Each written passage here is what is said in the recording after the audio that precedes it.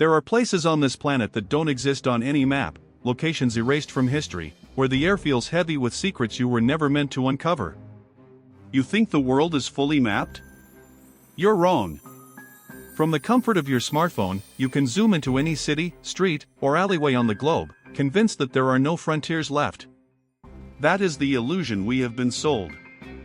In reality, every inch of this globe is guarded by forces that ensure some doors stay locked forever.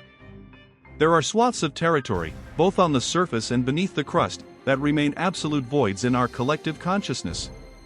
Imagine stepping onto a shore where the local inhabitants don't just ask you to leave, they hunt you down with primitive rage. We are talking about North Sentinel Island, a place where time stands still and the outside world is considered a hostile contagion. It's an isolated hell, a forbidden sanctuary where the Sentinelese people have lived for 60,000 years, rejecting every attempt at contact with spears, arrows, and a ferocity that defies modern diplomacy. Why are we so desperate to reach them? Is it for science, for some anthropological curiosity, or is it just our insatiable, dangerous need to claim everything we see as our own? The Sentinelese have existed since the dawn of the human species, yet they remain a total enigma, a biological and cultural time capsule. Every time a plane flies overhead, they fire arrows at the sky, a stark rejection of the world we've built. But that wasn't even the worst part. The sheer isolation of these islands isn't just geographical, it's a psychological barrier. We look at them and see a primitive society, but they look at us and see a threat to their entire existence, a plague that could wipe them out in a single generation. It's a chilling reminder that there are still corners of this earth that refuse to be colonized, catalogued, or commodified. And then, there are the places where the silence is even louder. Deep within the frozen, unforgiving landscape of the Arctic or the arid, sun-scorched deserts, there lie bases that don't officially exist. We've all heard of Area 51, the legendary facility in Nevada, but that's just the tip of the iceberg, a public distraction designed to draw the eyes of enthusiasts while the real work happens in the shadows. There are facilities in the Nevada desert and the deep, desolate Russian wilderness that are protected by lethal force, where guards operate under shoot-to-kill directives. These aren't just military outposts, they are testing grounds for technology that seems ripped from a science fiction nightmare. We are talking about advancements in propulsion, directed energy, and perhaps even transdimensional physics that would shatter our current understanding of reality. What are they hiding behind those electrified fences? Is it advanced propulsion systems that render our current aviation obsolete, or something far more biological, something engineered, something that wasn't meant to walk on this earth? The tension builds when you realize that these bases are funded by black budgets, money that doesn't appear in any official government ledger. It's a shadow economy of secrets where trillions of dollars vanish into the ether, fueling projects that have no congressional oversight. During the Cold War, the paranoia reached a fever pitch. Entire cities were built, inhabited, and then wiped from existence, leaving only ghosts behind. These secret cities were home to thousands of people who lived under false identities, working on projects that would never be acknowledged. You start to wonder, what are they preparing for? Is it a war we aren't supposed to know about, or a containment strategy for something that escaped? The mystery deepens as we move underground. Think about the Svalbard Global Seed Vault, or the deep, subterranean bunkers buried beneath the Rocky Mountains. These aren't just storage facilities, they are apocalyptic insurance policies for the elite. Why would humanity need to preserve everything, seeds, DNA samples, historical archives, if they didn't expect the world to end? The architecture itself is designed to withstand nuclear blasts, chemical attacks, and centuries of neglect. It's a monument to our own impending doom, a tomb waiting to be filled. You stand outside these massive steel doors, and you can feel the weight of the mountain above you, a crushing sense of finality that makes your own life feel inconsequential. But what happens if you try to get inside? The consequences are rarely documented in the news. People disappear. Not just from the location, but from existence. Their digital footprint is wiped clean, their bank accounts are closed, and their social security numbers are flagged as deceased. You don't get a warning, you don't get a trial, and you definitely don't get a second chance. The security protocols at these sites are designed to be absolute. They use biometric scanners that can detect your heart rate from a distance, seismic sensors that pick up the vibration of a footfall miles away, and guards trained to neutralize threats without a second of hesitation. It's a cold, calculated efficiency that makes you question the value of human life in the face of national security. Some say that those who get too close are simply erased, their names removed from databases, their families told they never existed or that they died in a tragic, unexplained accident. It's a dark, unsettling thought, isn't it? That your curiosity could be the last thing you ever feel. Many theorists claim these places house artifacts, extraterrestrial wreckage, or even failed experiments that the world isn't ready to see. Could it be that we are living in a fragile bubble of normalcy, held together by the lies told at these restricted sites? Think about the implications. If the truth came out, would society collapse? Or are we already living in a state of controlled collapse, carefully managed by those who know the truth? The deeper you dig, the more you realize that the most dangerous things aren't what they hide, but the lengths they go to hide them. The psychological toll of knowing these places exist is enough to drive someone to madness. You start to see patterns in the silence, clues in the redacted documents, and anomalies in the public record. The world is a puzzle, but some pieces are kept in a box you are forbidden to open. We are merely spectators in a theater of shadows. Every time you think you've reached the bottom, you find another trapdoor, another layer of deception.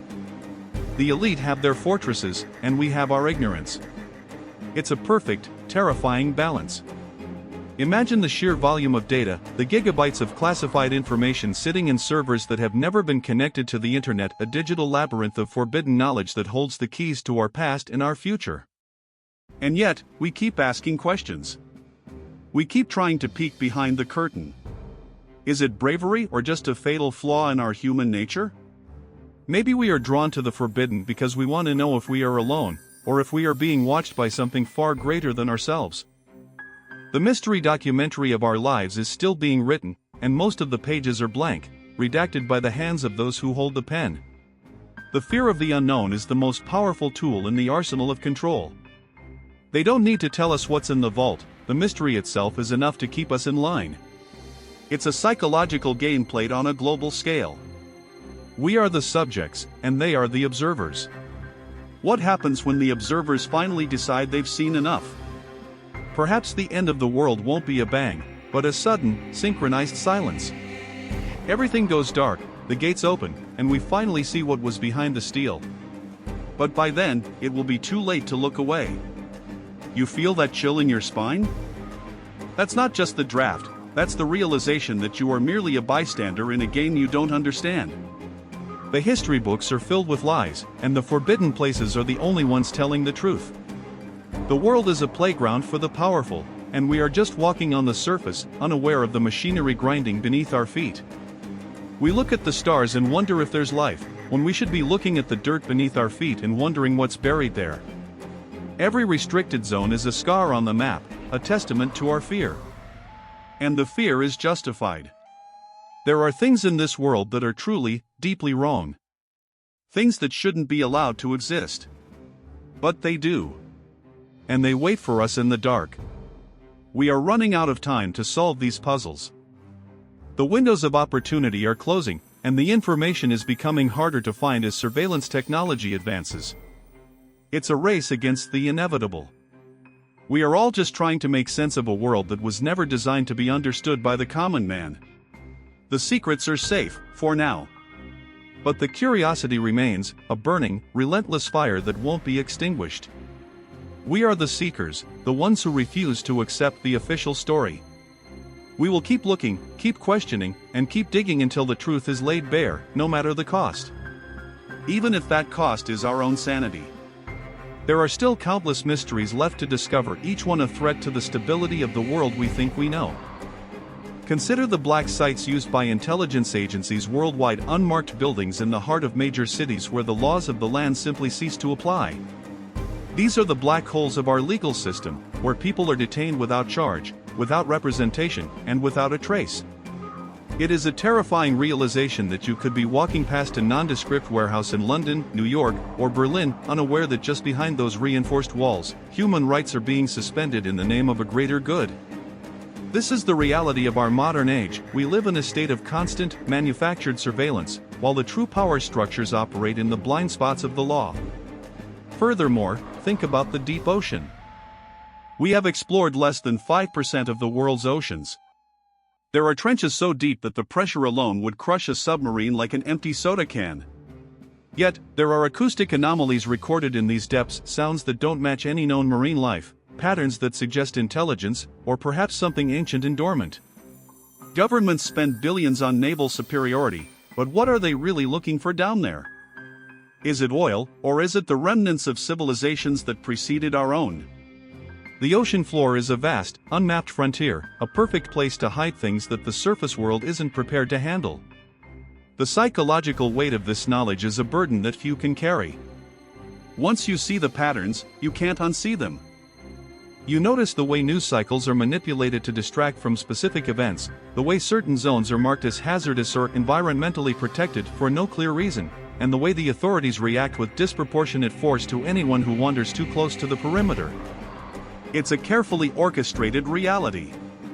We are living in a simulation of freedom, where the boundaries of our knowledge are set by those who benefit from our ignorance. We are not just talking about conspiracy theories, we are talking about the documented reality of human history. Throughout the ages, empires have always built walls, both physical and metaphorical, to protect their secrets. Whether it was the Forbidden City in China or the secret archives of the Vatican, the impulse to hoard information is as old as civilization itself. The difference today is the scale. With modern technology, the ability to conceal is as powerful as the ability to reveal. We are in a digital arms race, where the truth is the most valuable currency, and it is being hoarded by those who control the servers. So, what is the endgame? Are we approaching a breaking point?